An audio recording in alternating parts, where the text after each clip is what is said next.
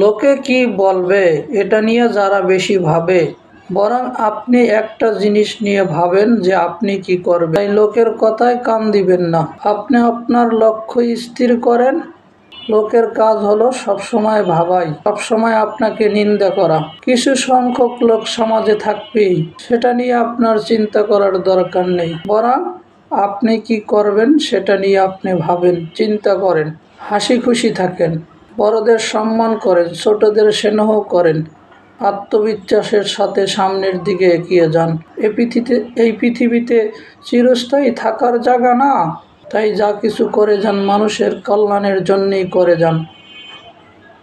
তারা সব সময় আপনার খারাপ চায়, ভালো চায় না।